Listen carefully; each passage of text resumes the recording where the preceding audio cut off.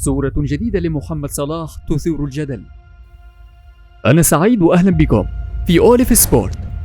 تفاجأ الكثيرون من متابعين محمد صلاح عندما نشر اللاعب على صفحته الشخصية على انستغرام صورة له وهو حالق الشعر، وتساءل الكثيرون لماذا فعل ذلك بشعره، ومنهم من قال مازحا إنه فعل ذلك تضامنا مع مدربه الجديد في ليفربول أرين سلوت ومدربه في مصر حسام حسن.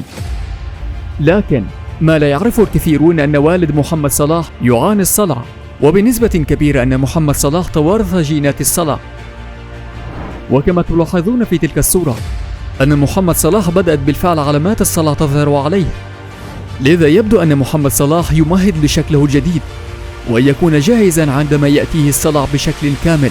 لكن هنالك فرضية ثانية وهي زراعة الشعر، لأن زراعة الشعر تتطلب أن يكون شعرك قصيرا تمهيدا لزراعة الشعر في الأماكن التي تحتاج الزراعة فيها. ومن الممكن أن يكون هنالك احتمال ثالث لا نعلم عنه شيء، لكن ما أنا متأكد منه الآن إنه يجب عليك الاشتراك في القناة والإعجاب بالفيديو، وأرسل الفيديو لصديقك شبيه محمد صلاح وقل له لم تعد شبيه له.